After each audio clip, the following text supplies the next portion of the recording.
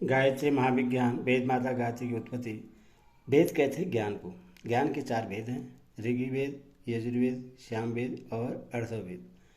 कल्याण, प्रभु प्राप्ति, ईश्वरीय दर्शन, दिव्य तत्व, आत्मा, शांति, ब्रह्मा, निवारण, धर्म, भावना, कर्तव्य पालन, प्रेम, तप, दया, उपकार, उदारता, सेवा आदि ऋग्वेद के अंदर आते हैं। पराक्रम, पुरुषार्थ, साहस, वीरता, रक्षा, आक्रमण, नेतृत्व, यश, विजय, पद, प्रतिष्ठा, यह सब यजुर्वेद के अंतर हैं। क्रीड़ा, विनोद, मनोरंजन, संगीत, कला, साहित्य, स्पर्श, इंद्रियों के स्थूल भोग तथा उन भोगों का चिंतन, प्रिय, कल्पना, खेल, गतिशीलता, रुचि, तृप्ति आदि को सामवेद के अंतर्गत लिया गया है।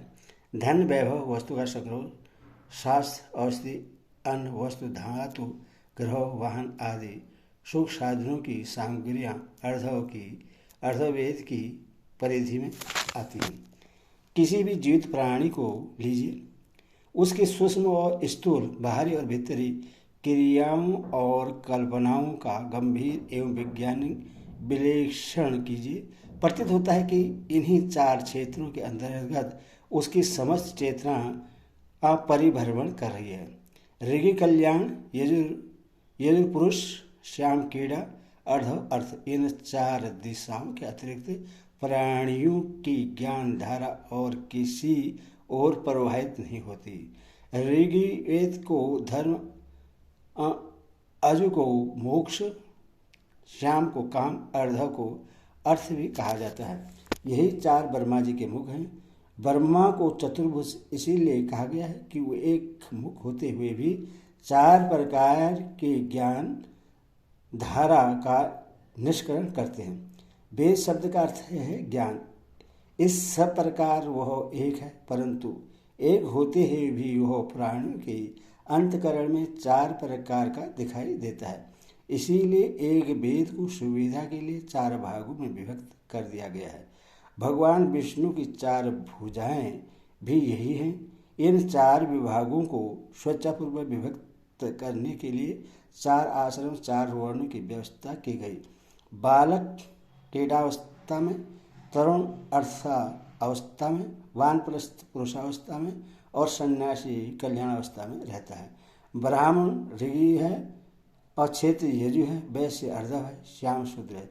इस प्रकार यह चतुर्विध विभागीकरण हुआ।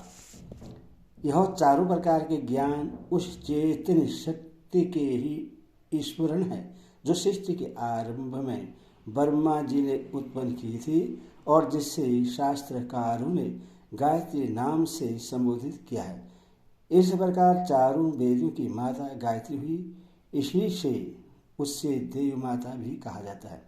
इस प्रकार जल तत्व को बर्फ, भाप, बादल, ओस, कोहरा आदि वायु, हाइड्रोजन, ऑक्सीजन तथा पतले पानी के चारों रूपों में देखा जाता है। जिस प्रकार अग्नि तत्व को ज्वलन, गर्मी, प्रकाश तथा गति के रूप में देखा जाता है, उसी प्रकार एक ज्ञान गायत्री के चारों वेदों के चार रूपों में दर्शन होते हैं। गायत्री माता है तो चार वेद इसके पुत्र हैं। यह तो हुआ सूक्ष्म गायत्री का, सूक्ष्म वेद माता का स्वरूप। अब उसके स्थूल रूप पर विचार करेंगे। ब्रह्मा ने चार वेदों की रचना से पूर्व 24 अक्षर वाले गायत्री मंत्र की रचना की। इस एक मंत्र के एक एक अक्षर में सूक्ष्म तत्व समाहित है, जिनके पल्वित होने पर चार वेदों की शाखा पर शाखा उद्भूत हो गई। एक बट बीज के गर्भ में महान बट वृक्ष छिपा होता है। जब वह अंकुर रूप में उगता है, वृक्ष के रूप में बड़ा होता है, तो उसमें असंख्य शाखाएं, टहनियाँ, पत्ते, फूल, फल लद जाते हैं। इन सब का इतना बड़ा विस्तार होता है जो उस मूल बट बीज की अपेक्षा करोड़ों अरबों गुना बड़ा होता है। गायत्री के 24 अक्षर भी ऐसे ही बीज हैं जो प्रस्फुटित होकर वेदों के महान विस्तार के रूप में अवस्थित होते हैं। व्याकरण शास्त्र का उद्गम शंकर जी के वे 14 सूत्र हैं जो उनके डमरू से निकले हैं।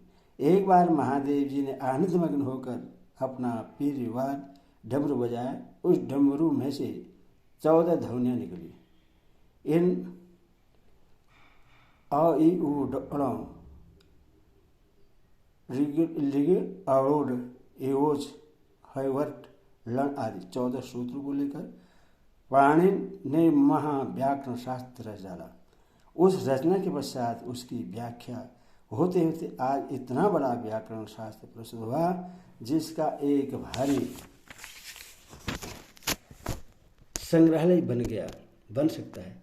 गायत्री मंत्र के 24 अक्षरों से इसी प्रकार वैदिक साहित्य के अंग प्रत्ययों का प्रादुर्भाव हुआ। गायत्री सूत्र है जो वैदिक रचनाएं उनकी विस्तृत व्याख्या है।